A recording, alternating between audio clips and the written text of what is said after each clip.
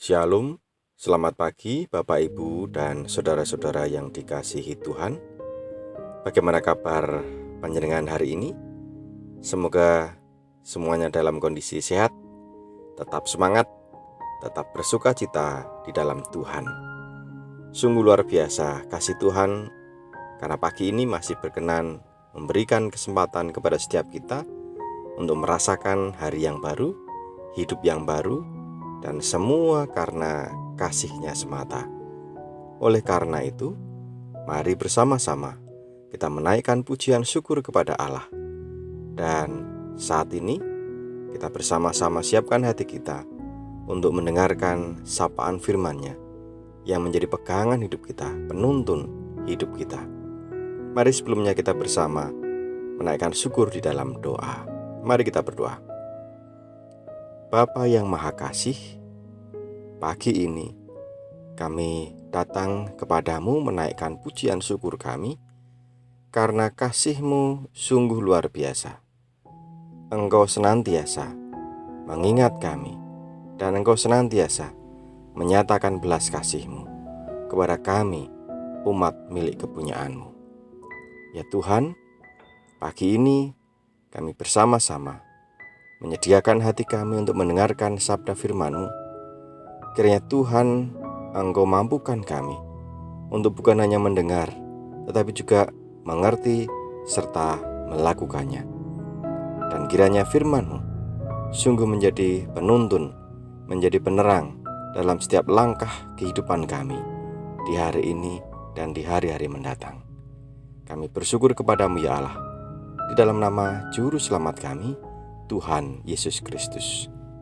Amin.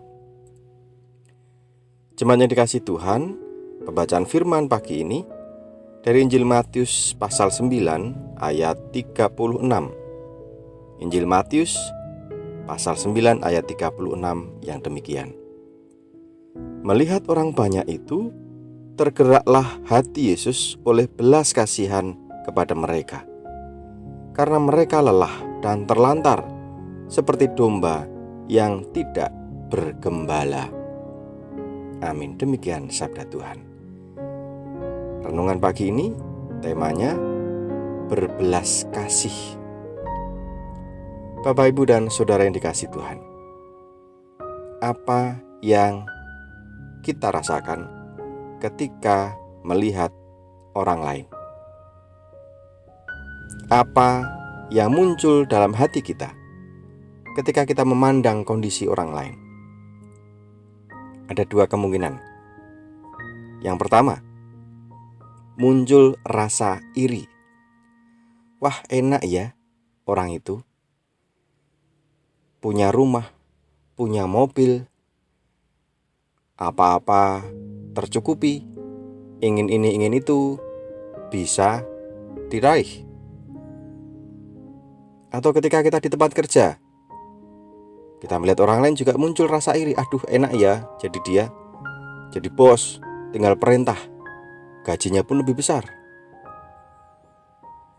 Iri, dan iri melihat kondisi orang lain. Kemungkinan kedua, ketika kita melihat atau memandang orang lain yang kebetulan kondisinya mungkin tidak lebih baik dari kita, yang muncul adalah rasa tidak peduli. Saya kan juga masih banyak masalah, ngapain ngurusin orang lain? Mereka bersedih, itu urusan mereka. Dikiranya saya gak punya masalah dan kesedihan sendiri. Berusaha untuk abai dan tidak peduli kepada orang lain. Memang tidak semua seperti itu, tetapi jujur, seringkali dua hal ini yang muncul dan menguasai pikiran kita ketika memandang orang lain. Iri, kalau tidak, ya tidak peduli. Ada satu yang hilang. Tuhan Yesus dalam bacaan tadi mengingatkan kita semua. Ketika Tuhan melihat orang banyak, tergeraklah hatinya oleh belas kasihan. Nah, ini yang seringkali sudah hilang dalam diri manusia. Ketika memandang kondisi sesamanya, yang sering kali muncul dua hal tadi, iri atau tidak peduli. Sementara rasa belas kasih, kepedulian, empati itu seringkali sudah hilang. Karena apa? Karena semua orang berpikir untuk dirinya sendiri.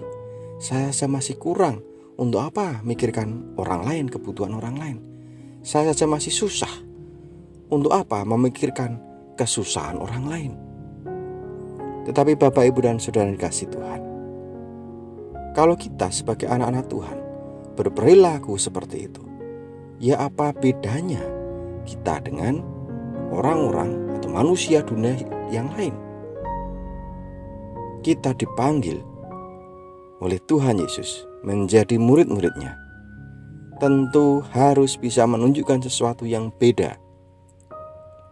Kalau penjenengan baca perikop setelah ini, pasal 10 ayat 1 dan seterusnya, di sana Tuhan memanggil ke-12 murid.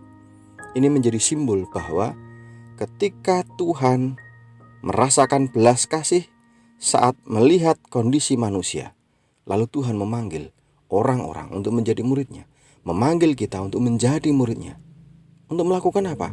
Untuk melakukan sama seperti yang dilakukan oleh Tuhan Yesus, menunjukkan belas kasih kepada orang lain, untuk mengasah hati kita, memunculkan rasa belas kasih yang selama ini mungkin sudah kita kubur dalam-dalam.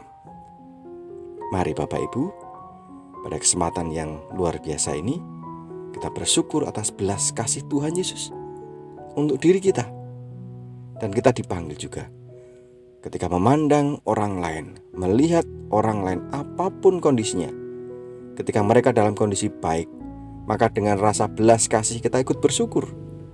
Adapun ketika kita melihat kondisi sesama kita yang kurang beruntung, maka di dalam rasa welas asih atau belas kasih, kita belajar untuk juga membuka hati, mengulurkan tangan, mendukung, menghibur, menguatkan, dan berbagi berkat kepada mereka. Itu yang Tuhan kehendaki. Selamat beraktivitas, selamat berkarya, selamat berpelayanan. Mari kita belajar untuk berbelas kasih sebagaimana yang Tuhan perintahkan. Tuhan memberkati. Amin.